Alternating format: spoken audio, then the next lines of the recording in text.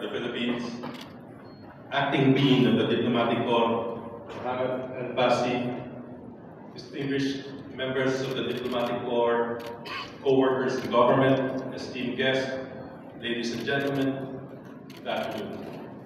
On behalf of the Department of Foreign Affairs, I am pleased to extend my warmest congratulations to the State of Qatar on the occasion of your National Day celebration. Today, we commemorate the unification of the different tribes of Qatar in 1878 under the leadership of Sheikh Yassin bin Mohammed Al Thani, Qatar's founding father. We also celebrate the rich history of Qatar, its progress, and the promising future that lies ahead for the country. Qatar's history reflects a nation whose achievements continue to inspire pride and admiration across the world.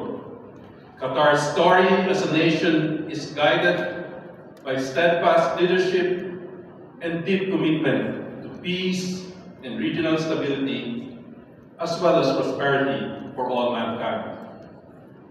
The Philippines is honored to share in this journey through more than 4 decades of enduring diplomatic relations. Since the establishment of formal ties between our two countries in 1981, our partnership has flourished across diverse fields.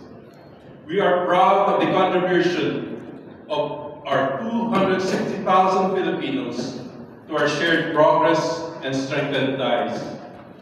With optimism, we hope that our vibrant people-to-people exchanges will continue to inspire joint initiatives in tourism, sports, climate action, trade and investments, and beyond.